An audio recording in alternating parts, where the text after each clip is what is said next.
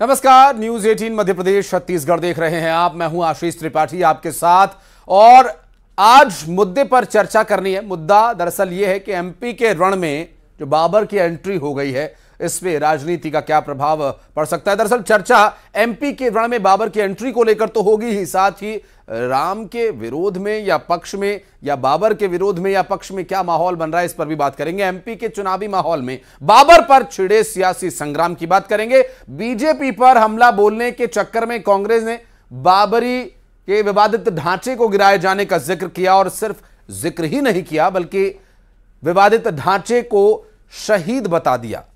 अब इस बयान के बाद बीजेपी मैदान में आ गई और बयानों के तीर पे तीर चलने लगे। चुनावी माहौल और भी गर्म हो गया। कि 6 दिसंबर को जब बाबरी मस्जिद ध्वस्त हुई, उसकी शहीदी हुई, उसके दूसरे दिन जब पूरे देश में कत्लेआम मचा हुआ था, तब इनके नेताओं ने, मुरली मनोहर जोशी ने, अडवाणी जी ने कहा था यह काम अपराधी तत्वों ने किया है, हमने नहीं किया है। तो ये बताया कि यदि रामेश्वर शर्मा भी उस विध्वंस में शामिल थे तो ये क्या गुंडे हैं? इतनी हिम्मत तुमको होनी चाहिए कि हमने मंदिर तोड़ा या मस्जिद तोड़ा कबूले। तो जिन रक्षोड़ दासों में इतनी हिम्मत नहीं है, उनको राम के नाम का उपयोग करने का अधिकार ही नहीं है। पूरे भारत की 140 करोड़ जनता ने राम मंदिर की आधारशिला रखी गई और 22 जनवरी 2024 को भव्य राम मंदिर का भगवान रामलला विराजमान होंगे। इसका दर्द, इसकी पीड़ा कांग्रेस के उन तुष्टीकरणवादी नेताओं को है। मुझे तो आश्चर्य हुआ, कांग्रेस के मीडिया विभाग के अध्यक्ष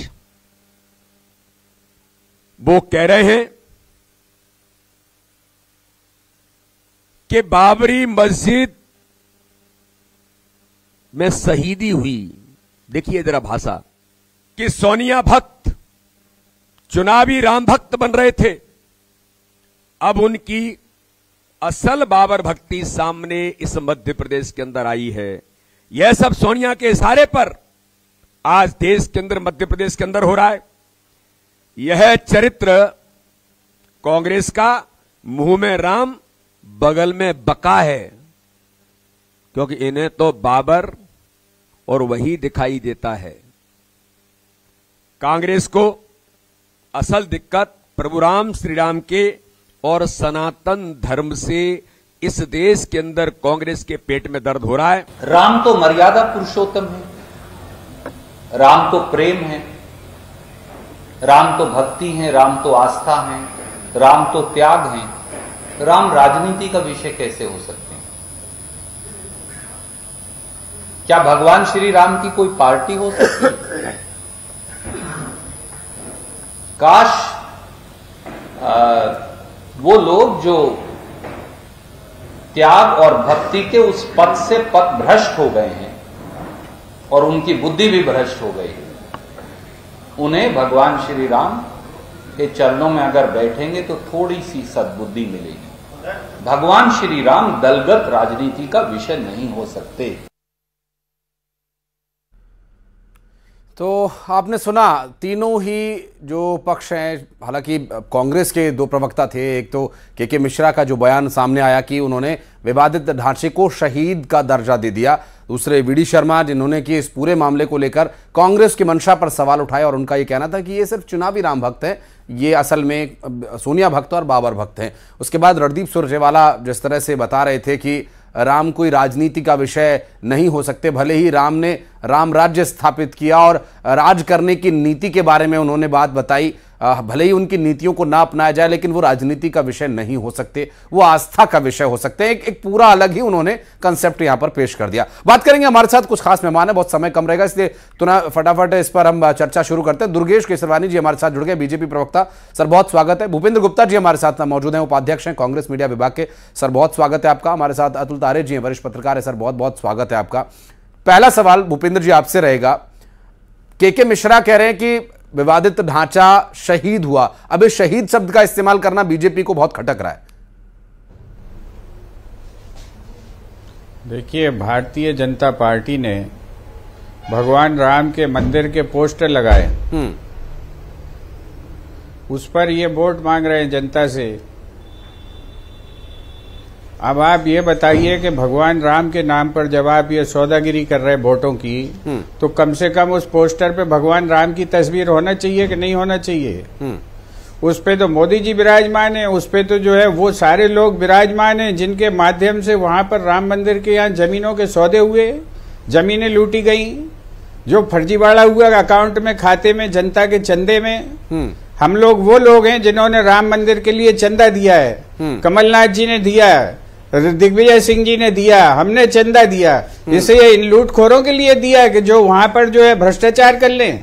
आपने महाकाल में भ्रष्टाचार किया, आपने अयोध्या के मंदिर की जमीनों में हेरफेर की और आप दावेदार बन गए। आप भगवान को जो है, भगवान सबके भगवान है, ये पूरे विश्व में जो है भगवान उनको माना जाता है। उनको संगी बनाने पे तुले हुए भारतीय जनता पार्टी के लोग। इस बात का विरोध हम कर रहे हैं।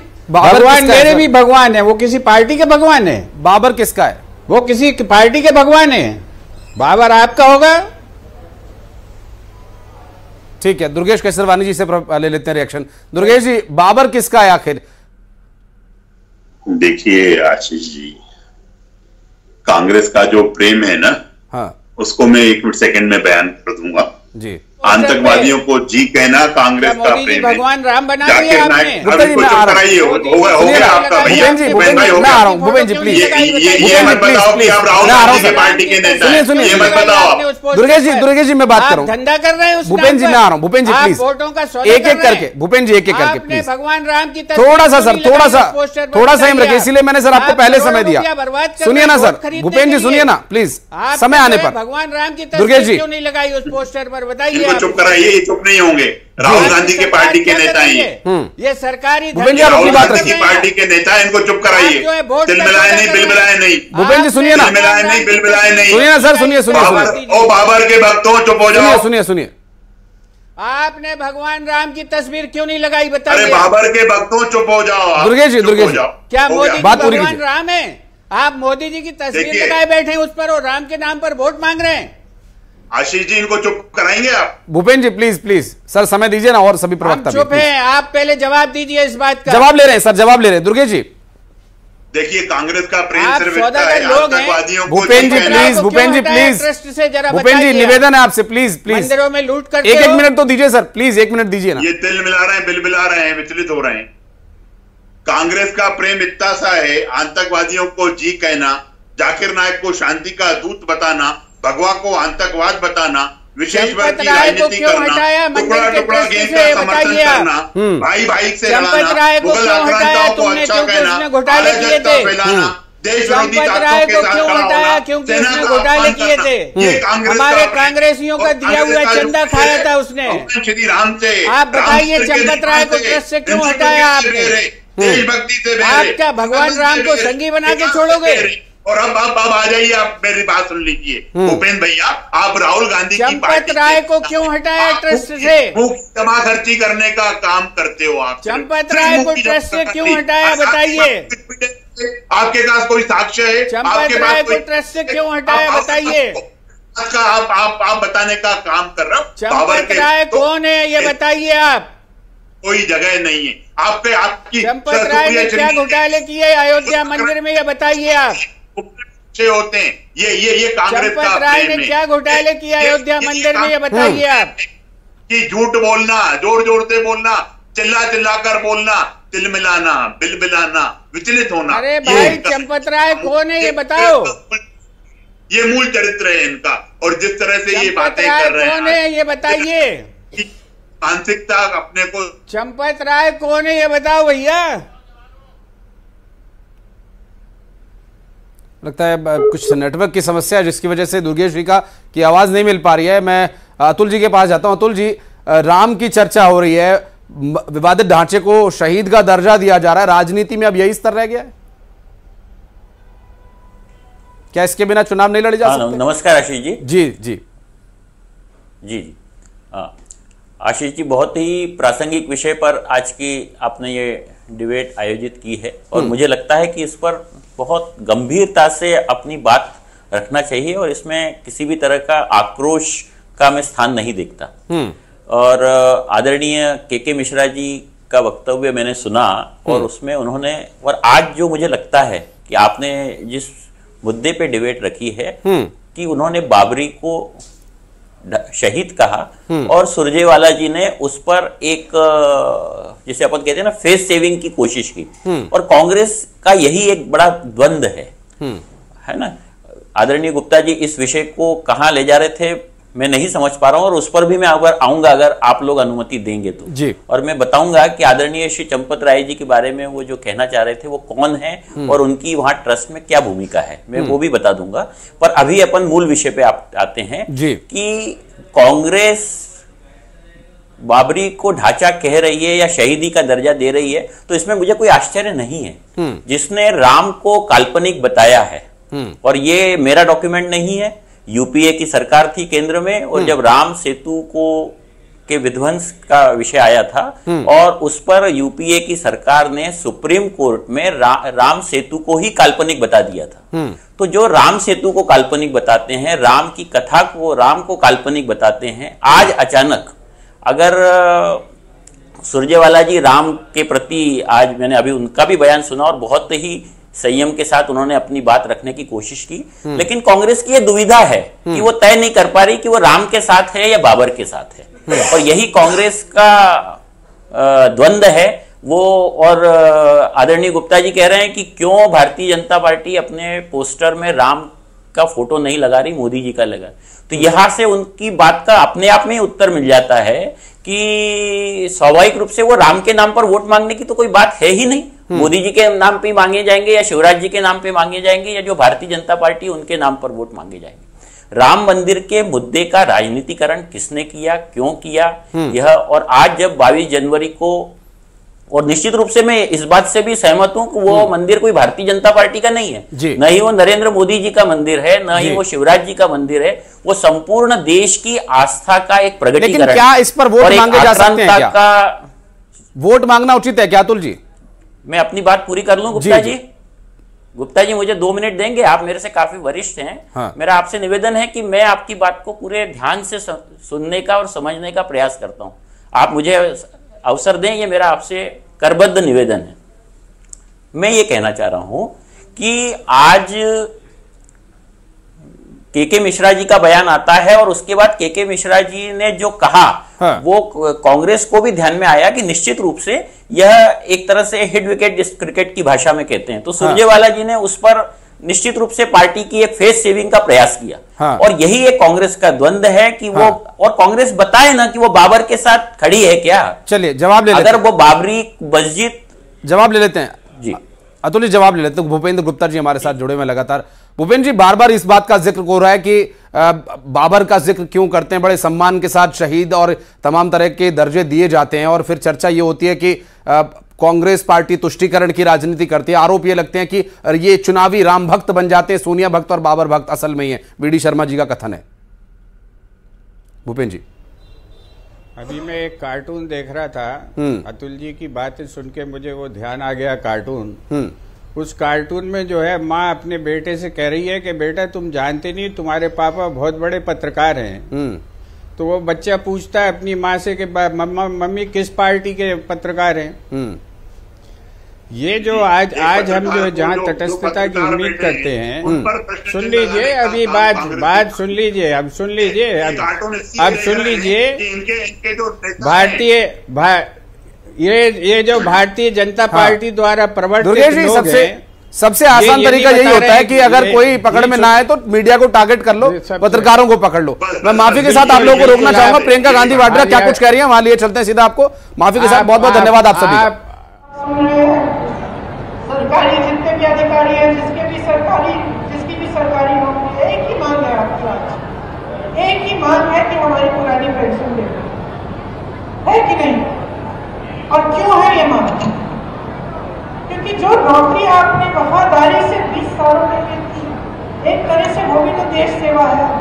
आपने देश के लिए सेवा की, आपने नौकरी की, तो क्या ये आपका हक नहीं बनता कि आप बाद में सुरक्षित रहें?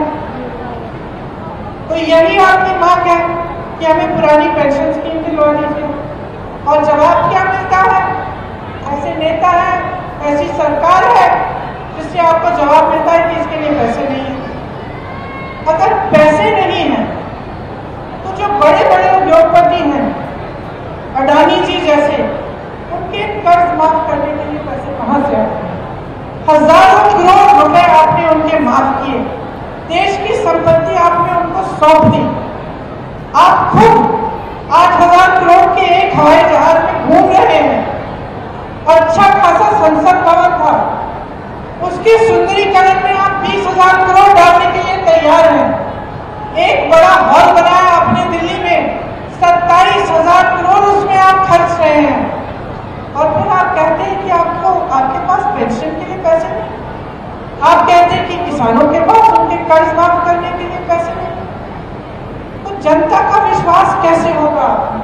बड़े बड़े इवेंट होते हैं, मीडिया रोज रोज आपको बताती है कि कितना काम हो रहा है, क्या नहीं हो रहा है देश में, लेकिन क्या आप अपने जीवन में इस काम को देख रहे हैं? आपका जीवन कैसा है?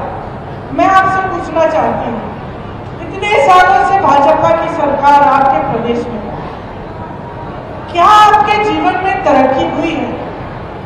बताइए, तरक्की हुई है? आपको रोजगार मिले हैं? महंगाई घटी है? तो आपके लिए क्या कर रही है सरकार? आपने तो पहले अपनी उम्मीद गिरा दी। आप तो कह रहे हैं कि भैया हमें न्यूनतम उम्मीद है कि हमारे संघर्ष में मदद कर लो। इतना भी नहीं हो रहा है आज आपके लिए, इतना भी नहीं हो रहा है। जो देश और प्रदेश में सरकार चल रही है, बड़े बड़े उद्योगपतियों के लिए चल रही है, उसमें मिडिल क्लास, गरीबों के लिए, किसानों के लिए कुछ नहीं है। और जब हम ये चीजें उठाते हैं, जैसे जब हम आरक्षण की बात करते हैं, अब ओबीसी, एससी, एसटी के आरक्षण की बात हम करते हैं, या हम कहते हैं कि चलो जातिगत जनगणना कर लो, इसका मतलब क्या है? जातिगत जनगणना का मतलब है कि गिनती कर लो। हम जानना चाहते हैं कि देश में ओबीसी वर्ग के कितने लोग हैं, देश में एससी वर्ग के कितने लोग हैं, एसटी के कितने लोग हैं। क्योंकि अगर सरकार जानेगी नहीं तो सही तरह से न्याय कैसे दे पाए? जब हम आरक्षण की बात करते हैं, जब हम रोजगार देने की बात करते हैं, चलिए ये भी छोड़िए, जब हम ये बात करते हैं कि हमें ओबीसी वर्ग के लिए कोई ऐसी योजना बनानी है जिससे आप मजबूत बनेंगे, जैसे आप ये सारे काम करते हैं, इनको मजबूत करने के लिए, आपको थोड़ी सी सहायता देने के लिए हम योजना बनाना चाहते हैं। तो अगर हमें यही नहीं मालूम कि कितने लोग हैं किस वर्ग के, तो हम ये योजनाएं कैसे बनाएंगे? तो हम कह रहे हैं कि जातिगत जनगणना करो। बिहार में की गई है, एक गिनती की गई है, उसके तहत 84% जनता, आधे से बहुत ज्यादा एससी, एसटी और ओबीसी निकली।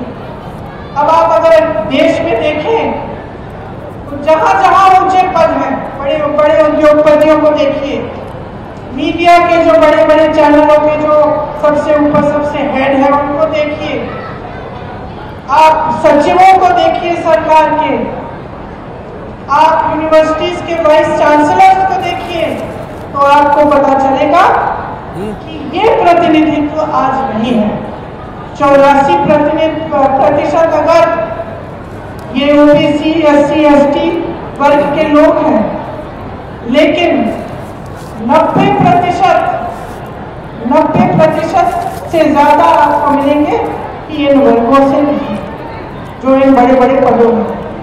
तो न्याय की बात है, न्याय की बात है कि अगर 84%। और छोटा सा ब्रेक यहां पर ले लें, जल्द लौटते हैं।